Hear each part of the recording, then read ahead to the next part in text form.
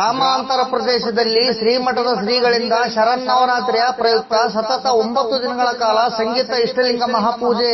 ಶಕ್ತಿ ಶಾಂಭವಿ ಜಗನ್ಮಾತೆಯ ಹತ್ತಿರ ಭಕ್ತಿ ಧ್ಯಾನ ವೈರಾಗ್ಯವನ್ನು ಕೊಟ್ಟು ಕಾಪಾಡುತ್ತಾಯಿ ಎಂದು ಬೇಡಿಕೊಳ್ಳಿ ಎಂದು ನುಡಿದ ಸುಲ್ತಾನ್ಪುರ ಶ್ರೀಗಳು.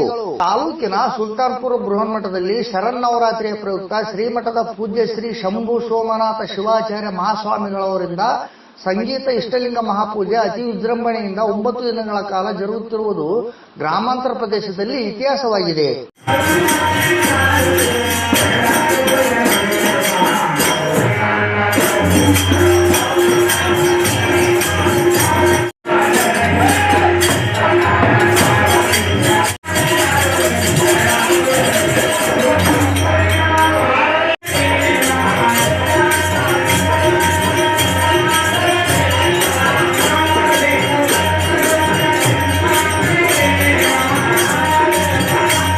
ಸುಮಾರು 4 ರಿಂದ 5 ತಾಸುಗಳವರೆಗೆ ಜರುಗುವ ಮಹಾಪೂಜೆಯಲ್ಲಿ ಸಹಸ್ರಾರು ಭಕ್ತರು ಭಾಗವಹಿಸಿ ಶ್ರೀಗಳ ಮತ್ತು ಶ್ರೀ ಶಾಂಭವಿ ಮಾತೆಯ ದರ್ಶನವನ್ನು ಪಡೆಯುತ್ತಾರೆ. ರಜತ ಕಿರೀಟದ ಮೇಲೆ ದೀಪಗಳನ್ನು ಬೆಳಗಿಸಿಕೊಂಡು ಶಕ್ತಿ ಶಾಂಭವಿಗೆ ಹಾಗೂ ಪರಶಿವನಿಗೆ ಮಹಾಮಂಗಳಾರತಿಯನ್ನು ಬೆಳಗುವುದನ್ನು ಕಂಡ ಸಹಸ್ರಾರು ಭಕ್ತರಿಗೆ ನೋಡಲು 2 ಕಣ್ಣುಗಳು ಸಾಲದಂತಿತ್ತು. ವೇದಿಕೆಯ ಮುಂಭಾಗದಲ್ಲಿ ಶ್ರೀಮಠದ ಭಕ್ತರಿಂದ ಗೋಮಾತೆಗೆ ಪೂಜೆ ಸಲ್ಲಿಸಿ ಪ್ರಸಾದದ ನೈವೇದ್ಯವನ್ನು ಸಮರ್ಪಿಸಲಾಯಿತು.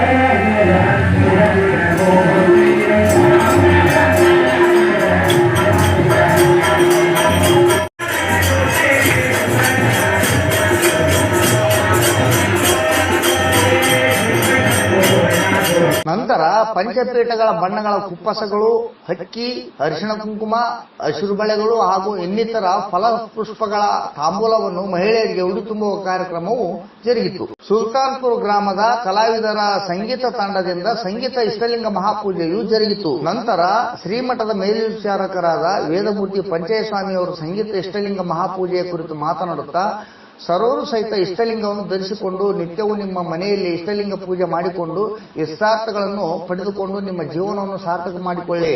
ಯಾಕೆಂದರೆ ಇಷ್ಟಲಿಂಗ ಎಂಬುದು ಸರ್ವ ಸಮುದಾಯದವರು ಧರಿಸಬಹುದು. ಅದು ಬ್ರಹ್ಮಾಂಡದ ಸ್ವರೂಪವಾಗಿದೆ. ಇಷ್ಟಲಿಂಗವು ವೀರಶೈವ ಲಿಂಗಾಯತರು ಒಂದೇ ಧರಿಸಬೇಕೆಂತೇನೂ ಇಲ್ಲ. ಅವರವರ ಭಕ್ತಿ ಭಾವನೆಗಳಿಗೆ ತಕ್ಕಂತೆ ಸರ್ವರು ಸಹಿತ ಧರಿಸಬಹುದು.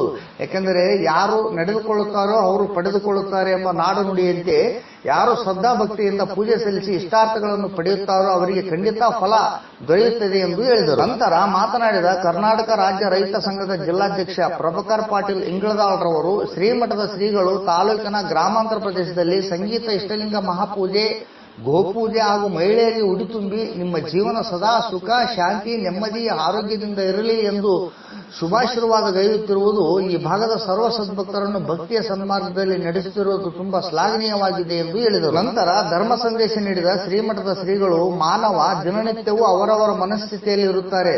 ಒಬ್ಬೊಬ್ಬರಿಗೆ ಈ ವರ್ಷ ನಾನೊಂದು ಮನೆ ಕಟ್ಟಬೇಕು, ಹೊಲ ತಗೋಬೇಕು, ನನ್ನ ಮಕ್ಕಳಿಗೆ ಮದುವೆ ಮಾಡಬೇಕು, ಈ ವರ್ಷ ನಾನು ಆಸ್ತಿ ಮಾಡಬೇಕು, ನಾನು ಈ ವರ್ಷ ಹೇಗಾದರೂ ಮಾಡಿ ಸರ್ಕಾರಿ ಹುದ್ದೆಗೆ ಸೇರಬೇಕು ಅಂತ ಇರುತ್ತೆ.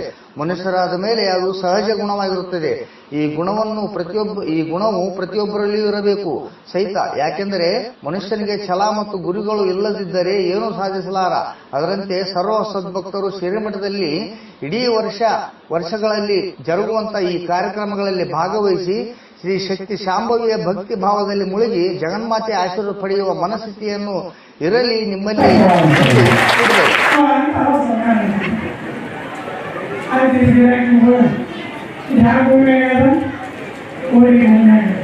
ಆಯ್ತಂತಂದ ಇದು ದಾರಿ ಕೈ ಮಾಡಿ ತೋರಿಸ್ತಾರೆ. ಇದು ದಾರಿ ಎಲ್ಲಿ ಹೋಗ್ತದ ಇದೆಲ್ಲ ಅದೇ ಆಯ್ತು. ಗುಂಗಳು ಓಡಿ ಹೊಲದ ಗುಂಡ ಐತಂತಂದು ಸುಮ್ಮನೆ ಹೋದ. ಸೌಕಾರ ಮನೆಗೆ ಬಂದು ಬೇಕಾದ ತಗೊಂಡು ಊಟ ಔಷಧದಿಂದ ಬಂದ ಪಾಪ ಇದ್ದಾಗ ನಿಮ್ಗೇನು ಗೊತ್ತದ ನನ್ನ ಎಷ್ಟು ವರ್ಚಸ್ಸಾದ ಸರ್ಕಾರ ಹೊರಗಿಂದೇನು ಹೊರಗಿಂದೇನು ಹೊರಗಿಂದೇನು ಹೊರಗಿಂದೇನು ಅಂತ ಎಲ್ಲ ಕಟ್ಟಿದ ನಿಮ್ಗೇನು ಗೊತ್ತದ ಅಂತ ಸೌಕಾರ ಅಂತ ಆ ಸೌಕಾರ ಹೆಂಡಿಗೆ ಬಂದಿತ್ತು ನನಗೆ ಬಂಗಾರದ ನಕ್ಲೇಸ್ ಮಾಡಿಸ್ಬೋದು ಯಾವ್ದಾದ್ರು ನಕ್ಲೇಸ್ ಮಾಡ್ಬೋದು ನನಗೆ ಮಾಡ್ತಾ ನನ್ನ ಕೊಳಗ ಹಾಕಿದ್ವಿ ಅಂತ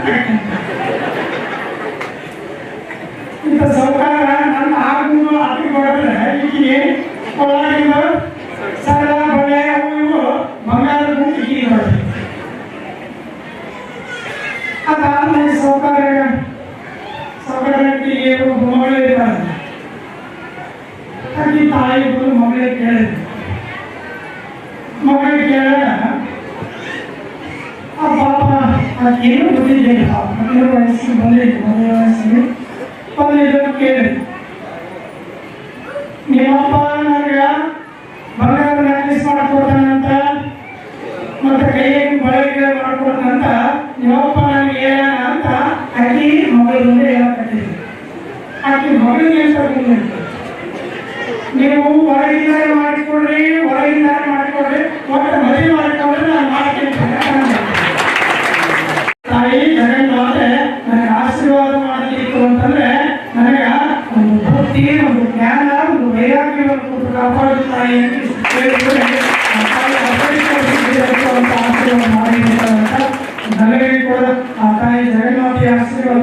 ನಂತರ ಸರ್ವ ಸದ್ಭಕ್ತರು ಮಹಾಪ್ರಸಾದವನ್ನು ಸ್ವೀಕರಿಸಿದರು. ಈ ಸಂದರ್ಭದಲ್ಲಿ ಜಗದ್ಗುರು ಶರಣರಾದ ವೇದಮೂರ್ತಿ ಬೆಟ್ಟದಯ್ಯಪ್ಪ ತಾತ, ಬೋಧಯ್ಯ ಸ್ವಾಮಿ, ರಾಯಚೂರು ನಗರದ ಸೋಮವಾರಪೇಟೆ ಹಿರೇಮಠದ ಸರ್ವ ಸದ್ಭಕ್ತರು, ಸುಲ್ತಾನ್ಪುರ ಗ್ರಾಮದ ಗುರು ಹಿರಿಯರು, ಮುಖಂಡರು, ಸುಲ್ತಾನ್ಪುರ ಗ್ರಾಮದ ಸುತ್ತಮುತ್ತಲಿನ ಗ್ರಾಮಗಳ ಸರ್ವ ಸದ್ಭಕ್ತರು ಹಾಗೂ ಶ್ರೀಮಠದ ಪುರೋಹಿತ ಶಿಷ್ಯ ವೃಂದದವರು, ಮಹಿಳೆಯರು, ಮಕ್ಕಳು ಉಪಸ್ಥಿತರಿದ್ದರು.